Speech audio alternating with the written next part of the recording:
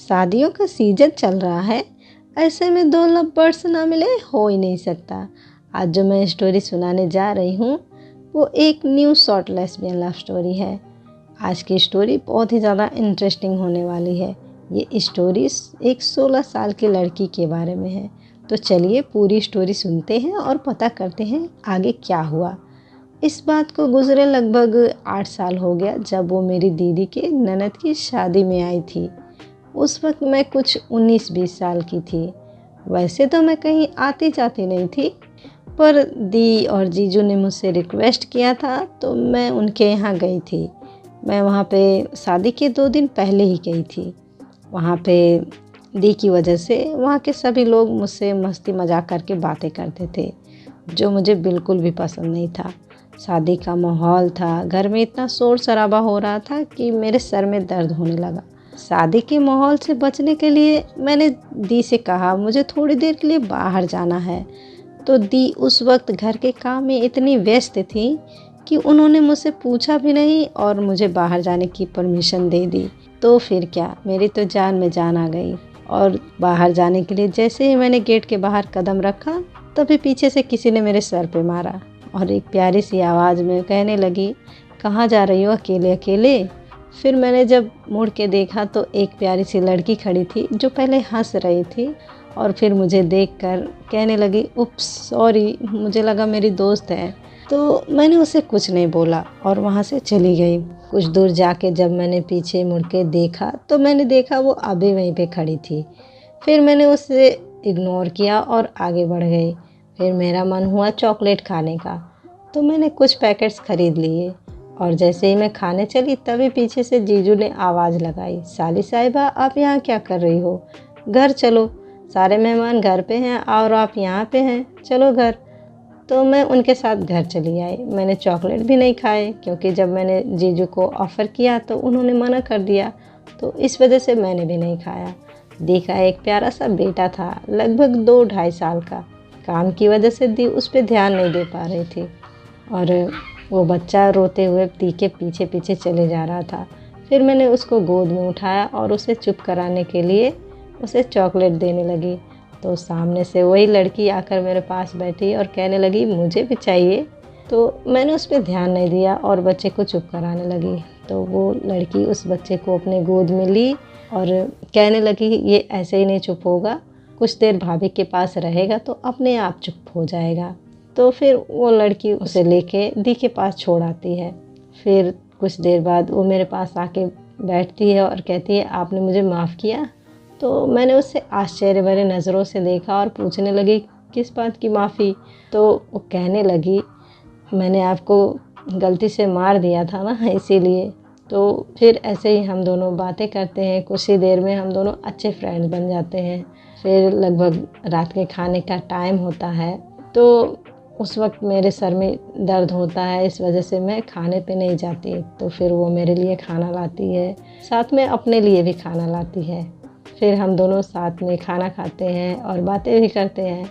इस दौरान वो मुझसे कहती है आप बहुत खूबसूरत हो। तो मैंने भी उसे स्माइल दिया और उसे थैंक्स कहने लगी। फिर वो चली जाती है। कुछ टाइम बाद जब दी आती हैं तो मैं दी से पूछती हूँ उस लड़की के बारे में कौन है। तो दी बताती हैं कि ये तुम्हारे जीजू की कज़न है, मतलब उनके बुआ की लड़की है। तो ऐसे ही मैं और दी बात करते करते वहीं पे ही सो जाते हैं। सुबह जब मेरी आँख खुलती है तो वो मेरे सामने ही बैठी होती है और मुझे गुड मॉर्निंग कहती है और कहती है जल्दी से फ़्रेश हो जाओ, हमें कहीं चलना है। तो फिर मैं चली जाती हूँ फ़्रेश होने और फ़्रेश होके जब मैं बाहर आती हूँ तो वो मेरा हाथ पकड़ के मुझे बाहर ले जाती है और मेरे पूछने पर बताती है कि मुझे कुछ शॉपिंग करना था इसीलिए। तो फिर हम दोनों कुछ देर बाहर ही घूमते हैं, उसे जो भी ख़रीदना होता है ख़रीदती है और मतलब घंटों तक हम दोनों बाहर ही रहते हैं। फिर जब हम घर आते हैं तो उसे अच्छी खासी डांट पड़ती है। उसे शर्मिंदगी ना महसूस हो इस वजह से मैं उसे थोड़ा दूर हो जाती हूँ। तो जिस तरह से उसको डांट पड़ती है उस वजह से वो फिर मुझसे बात करने के लिए मेरे पास नहीं आई। तो फिर ऐसे ही शादी की एक रस्म में अचानक से मेरी नज़र उस पे पड़ी तो मुझे ऐसा लगा जैसे वो मुझे देख रही थी। मैंने चेक करने के लिए इधर-उधर देखा और फिर से जब मैंने उसकी तरफ देखा तो वो मुझे ही देख रही थी। फिर मैंने सोचा छोड़ो इस बात को, क्या पता मेरी ही नज़र पड़ गई होगी अचानक से। तो फिर मैं इस बात को इग्नोर कर दी और रस्म पे ध्यान देने लगी। तो ऐसे ही जिस तरह से वो मुझे देख रही थी और मुझे महसूस हो रहा था वो गलत नहीं था।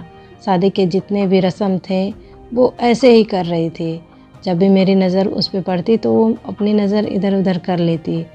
फिर भी मुझे ऐसा ही फ़ील होता जैसे वो मुझे ही देख रही थी।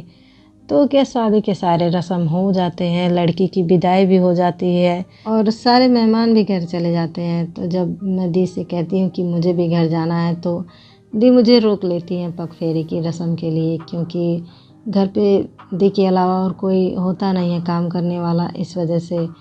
तो फिर एक टाइम ऐसा भी आता है जब मैं फ़्रेश होने के लिए बाथरूम में जाती हूँ और जब मैं कपड़े निकाल के शावर लेती हूँ तो मुझे ऐसा फ़ील होता है जैसे दरवाज़े के बाहर से कोई मुझे देख रहा हो। तो फिर जल्दी से मैं कपड़े पहनती हूँ और अचानक से जब मैं दरवाज़ा खोलती हूँ तो सामने वही लड़की खड़ी होती है और मुझे अचानक से सामने देखकर वो एकदम से घबरा जाती है।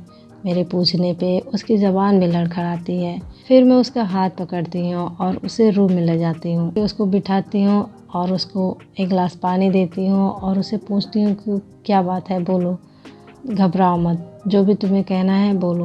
पहले तो वो लड़की एकदम से डरी हुई होती है और उसके मुँह से बात नहीं निकलती है। फिर हिम्मत जुटा के वो कहती है, आप मुझे बहुत पसंद हो, I think I love you. और इतना कहकर वो मुझे हग कर लेती है। तो उसके हग करने से मेरे अंदर फीलिंग आने लगती है। फिर मैं खुद को संभालती हूँ और उसको पीछे करती हूँ और फिर उससे समझाती हूँ कि अभी तुम्हारी उम्र नहीं है इन सब की, अभी तुम पढ़ाई पे ध्यान दो। जब तुम उस लायक हो जाओगे तो सोचेंगे इस बारे में। मतलब मैं उसको बहुत समझाती हूँ, फिर भी वो नहीं मानती है और रोते रोते रूम से चली जाती है। फिर उसके बाद हम कभी नहीं मिले, क्योंकि उसी दिन वो अपने घर चली जाती है और पग फेरे की रस्म के बाद मैं भी अपने घर आ जाती हूँ। वो हमारी आखिरी मुलाकात थी। उसके बाद तो हमारी कभी बात भी नहीं हो पाई। दी से कभी उस लड़की के बारे में पूछती हूँ तो दी बताती है कि आज के टाइम पे वो डॉक्टर की ट्रेनिंग ले रही है। तो सुन के दिल को बहुत सुकून मिलता है। मुझे नहीं पता मैंने सही किया या गलत किया। अगर आप मेरी जगह होते तो क्या करते? अगर आपको मेरी वीडियो अच्छी लगी हो तो प्लीज़ लाइक करें, कमेंट करें, शेयर करें अपने दोस्तों में। मिलते हैं अगली वीडियो में, तब तक के लिए bye bye and take care.